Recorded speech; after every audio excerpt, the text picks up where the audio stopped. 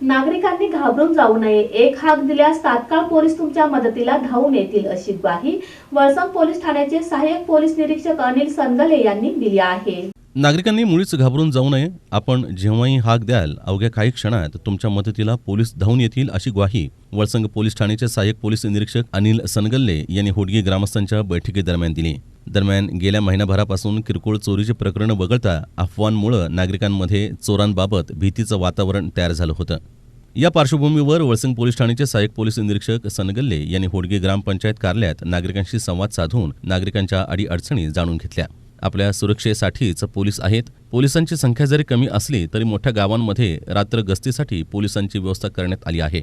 ग्राम सुरक्षा दल देखील स्थापन करण्यात येणार आहे। चोर सापडल्यास त्याला मारहाण न करता त्याला पोलिसांच्या स्वाधीन करावं। अडचणीच्या काळात पोलिसांशी संपर्क साधला तर अवघ्या 10 ते 15 मिनिटात आपल्यापर्यंत पोलीस दाखल होतील असेही त्यांनी यावेळी सांगितलं। चोऱ्या होऊ नये म्हणून पोलीस प्रोटेक्शन करत असतात।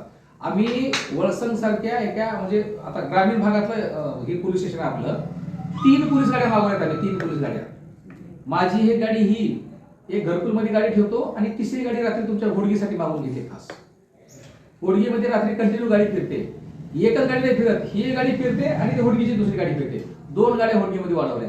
पुण्या चोराची मत होते हो। सध्या हा जो काळ आहे ना, हे 2 महिन्याचा काळ आहे ऊसतोडीचा। काय होतंय, बाहेर पूर्ण जिल्ह्यातून महाराष्ट्रभरातून ऊसतोड कामगार तुमच्या भागामध्ये आले असतात।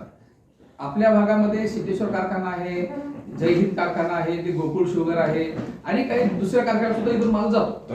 बरोबर आहे। माल जाताना अनोळखी लोक तुमच्या गावातून जाण्याची शक्यता जास्त आहे।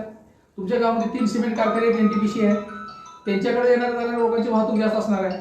आपल्या गावाला म्हणजे औद्योगिकरण बी व्हायला पाहिजे, गावातलं लोक बी यायला पाहिजे, असं होत नाही। अनोळखी लोक तुमच्या गावामध्ये येणार, तिथून रेलचेल राहणार, हा रोड मोठा करायचा प्लॅन चालू आहे त्यांचा, रोड मोठा होणार, तिथून रहदारी मोठी वाढणार तुमच्या।